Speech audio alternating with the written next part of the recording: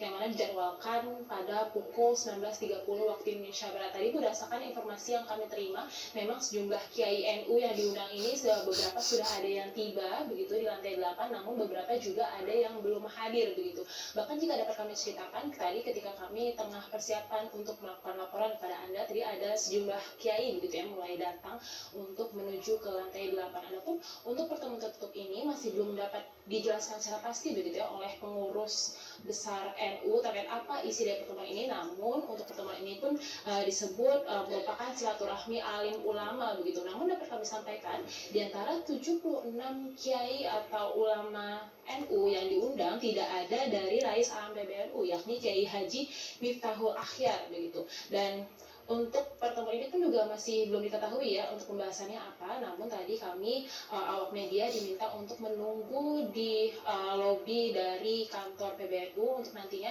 bertemu secara langsung dengan Gus Yahya untuk mengetahui lebih lanjut apa isi dari pertemuan bersama 76 kiai ini.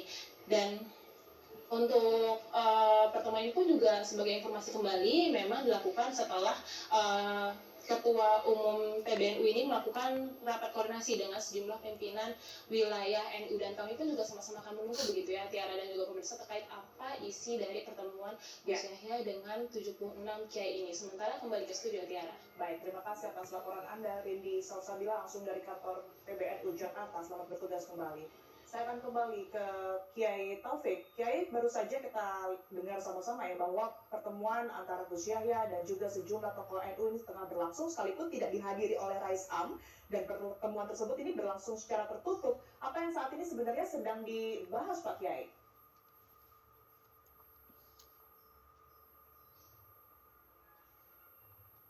Pak Kiai, mungkin masih termute audionya?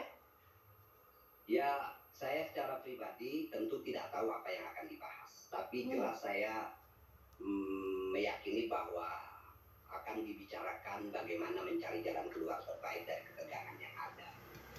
Makanya perlu mengumpulkan 76 kiai ulama, ya tentu akan membicarakan tentang bagaimana mencari jalan keluar terbaik.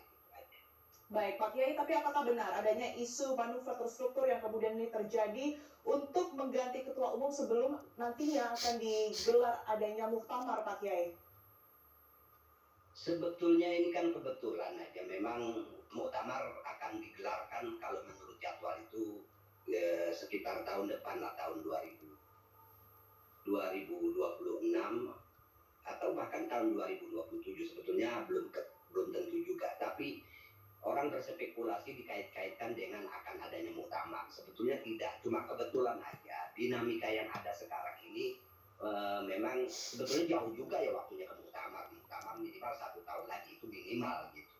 Bisa jadi 2 tahun lagi gitu. Jadi ya orang boleh aja berspekulasi ini ada kaitannya dengan gelaran pagelaran muktamar yang akan datang. Tapi saya rasa tidak, ini hanya kebetulan aja dinamika ini terjadi sekarang ini. Tanggapan Anda, Mbak Alisa, apakah betul ini hanya kebetulan semata seperti apa yang kemudian ini juga dipaparkan oleh Pak Kiai? Maksudnya yang kebetulan apa Mbak? Oh tadi ya, dengan adanya isu manuver. Ya, muktamar itu memang ya. Kalau di silakan. Manuver pemakzulannya. Betul. Ya, jadi dinamika ini memang sesuatu yang tentu mendekati muktamar pasti banyak dinamika, itu pasti begitu ya. Dan biasanya itu memang 1 tahun sebelumnya sudah mulai terasa calon-calon sudah mulai bermunculan, lalu kemudian hal-hal apa yang ingin dievaluasi dari kepemimpinan yang sekarang itu juga pasti sudah mulai dikeluarkan begitu. Tetapi kalau untuk yang situasi yang sedang kita hadapi saat ini menurut saya ini adalah mekanisme organisasi ya, maksudnya ini sesuatu yang perlu diselesaikan oleh organisasi yaitu antara Syuriah dan Tanfidiyah saja. Itu tidak langsung berpengaruh terhadap muktamarnya itu sendiri begitu. Kalau berdasarkan jadwal 2026 ya Mbak, karena yang lalu itu muktamarnya 2021. Baik, Mbak Lisa. Tapi kalau berdasarkan dengan dokumen Syuriah ya yang kita juga ketahui bersama, ini ada permintaan untuk mundur dengan tenggat waktu 3 hari begitu. Apakah menurut Anda ini juga sesuai dengan mekanisme organisasi, Mbak Anissa?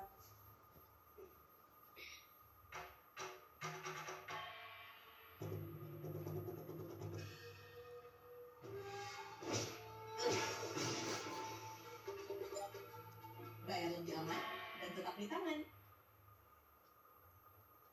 Aku Realme C85. Aku didesain untuk tahan air di setiap kondisi. Jadi tetap aman walau selalu terkena air. Lembur lagi. Baterai besarku bisa bertahan seharian penuh. Aku seperti power bank untuk semua gadgetmu. Gak semua layar bisa terang di bawah terik sinar matahari. Tapi beda dengan aku. Realme C85 series. Baterai ultra, tahan air ultra. Itu masih menjadi perdebatan juga ya, karena hari ini juga keluar surat tabayun atau surat klarifikasi dari Surya itu sendiri. Jadi kemarin yang beredar itu risalah rapat, lalu kemudian risalah rapat harian Surya. Hari ini ada hari ini atau kemarin saya lupa. Hari ini mungkin ya ada surat klarifikasi atau surat tabayun dari Surya yang ditandatangani oleh Wakil Rois Am Kiai Anwar Iskandar. Baik, Jadi mungkin boleh dari situ juga diinformasikan isinya? disebutkan bahwa suratnya belum ditandatangan. Itu yang disampaikan di surat tabayunnya itu, bahwa surat itu belum risalah rapatnya itu sendiri itu belum bisa dinyatakan sebagai hasil gitu loh Mbak. Jadi pertanyaan soal 3 hari atau 5 hari atau apa itu jadi belum relevan saat ini karena belum ada keputusan resmi juga dari Surya, karena itu dari surat tabayunnya Surya PBNU ya. Jadi kita masih menunggu sih sebetulnya ini nanti akan seperti apa begitu. Baik, artinya belum final begitu ya Mbak Alisa ya.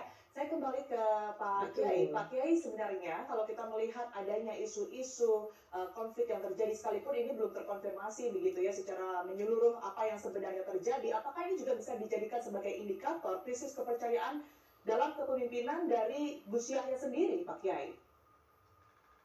Kalau disebut sebagai indikasi krisis kepercayaan, saya pikir tidak. Ini hanya bagian dinamika yang terjadi di level pengurus besar Nahdlatul Ulama. Kami yang ada di bawah, baik di KPW, PC, MWJ, PW itu wilayah provinsi, PC itu di kabupaten kota, kemudian juga di berbagai pengurus di tingkat kecamatan, itu melihatnya itu semuanya tenang-tenang aja, nggak ada yang ribut, kita tetap adem ayem, dan semuanya sekarang ini ya sedang berharap dan berdoa mudah-mudahan dinamika ini menemukan jalan keluar terbaik. Jadi bukan soal krisis ketidakpercayaan pada ketua umum PBNU, bukan. Ini soal dinamika di level PBNU saja. Tapi kalau menurut Anda sendiri Pak Kiai, apa langkah yang seharusnya saat ini bisa dilakukan untuk setidaknya meredakan tensi menjelang muktamar nanti, karena kita mengingat banyak pertemuan yang terjadi, kemudian juga isu konflik tersebut mencuat di masyarakat, apa yang seharusnya dilakukan? Ini semua pengurus NU itu sedang berikhtiar mencari jalan terbaik supaya isu ini atau dinamika ini sudah menemukan cair gitu, tidak tegang lagi, dan semua warga NU berdoa untuk segera selesai ketegangan ini, menemukan jalan keluar terbaik. Semua sedang berdoa. Baik. Mbak Alisa, kalau kita ketahui saat ini permasalahan juga masih akan diselesaikan begitu ya, tapi dampaknya tersendiri kepada pengurus dan juga anggota PBNU di sejumlah wilayah ini seperti apa, Mbak Alisa?